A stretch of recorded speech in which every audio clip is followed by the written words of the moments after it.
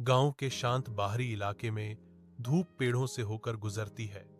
बैठे हुए गुरुओं और उनके शिष्यों पर एक कोमल, धब्बेदार रोशनी डालती है। शिष्य एकत्रित होते हैं, उनके चेहरे जिज्ञासा और प्रत्याशा से चमक रहे हैं।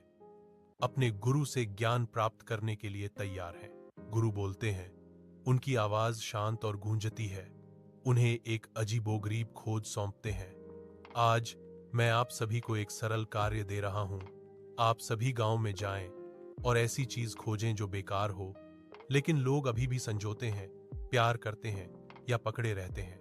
शिष्यों के मन में गुरु के शब्दों पर विचार करते हुए एक मौन चुनौती हवा में लटक रही है।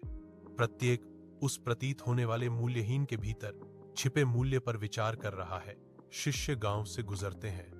उनकी आंखें दैनिक जीवन के जीर्ण शीर्ण कपड़े को स्कैन करती हैं। त्यागे गए कपड़े और टूटे हुए बर्तन ग्रामीणों के लचीलेपन और बर्बाद करने की अनिच्छा के बारे में बहुत कुछ कहते हैं। एक शिष्य एक झूठ सुनता है, प्रिय माने जाने वाले झूठ की विडंबना पर विचार करता है। मैं उनकी जिंदगी के जटिल टेपेस्ट्री को देखता हूं, समझने की कोशिश करता हूं, जो सच्चाई और धोखे से बुनी गई है। जैसे ही सूरज क्षितिज के नीचे डूबता है, लंबी छायाएं शांत आश्रम में फैल जाती हैं, जो दिन के अंत का संकेत देती हैं। एक एक करके शिष्य लौटते हैं, मामूली और टूटी हुई भेंट लेकर अपने गुरु को प्रसन्न करने की उम्मीद करते हैं। गुरु का चेहरा पुराने कपड़ों और टूटे हुए बर्तनों के उपहारों से अछूता रहता है। उसकी अपेक्षाएं पूरी नहीं होती हैं। अंतिम शिष्य के आने के साथ ही हवा उत्सुकता से भर जाती है।